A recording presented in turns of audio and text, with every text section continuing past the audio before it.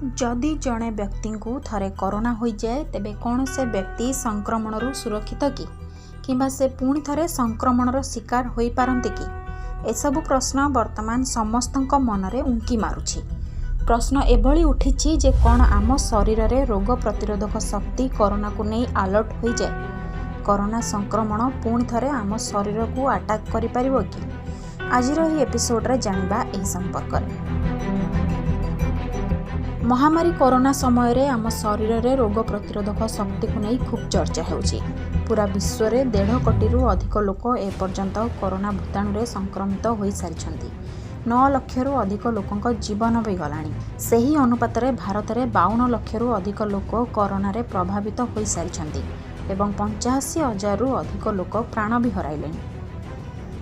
केउं देश रे केते लोक कोरोना रे प्रभावित हेबे यह सही देशर नागरिकों रोग प्रतिरोधक शक्ति उपर निर्भर करिथाय।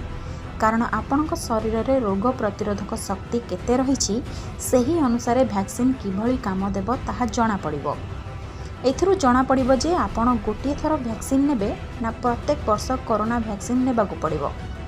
दुनिया रे बड़ बड़ वैज्ञानिक माने एहाकू नै एबे तर्जमा करिबारे लागिछन्ति। वर्तमान आम शरीर एभली एक भाइरस सह लड़ुछि जहाँ पूर्वरु केही आकलन करिनथिले।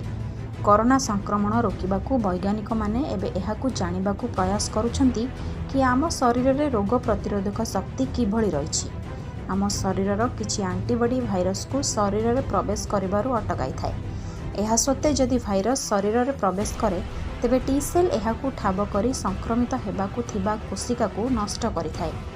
एही प्रक्रिया हेबाकू शरीर में गोटे सप्ताह समय नहीं थाए। जदि यह संभव होइथाए तेबे आपण कोरोनारू सुस्थ हो जाती।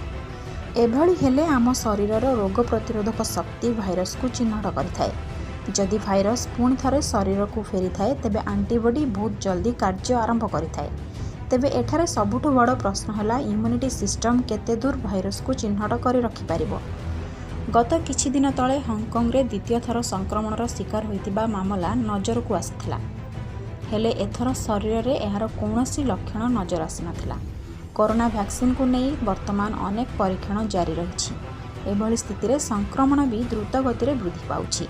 यारी भितरे आमे निजे सतर्क रहिबा सह शरीर में इम्यूनिटी सिस्टम को वृद्धि करबा जरूरी होइछि एवं अपेक्षा रही कोरोना वैक्सीन को।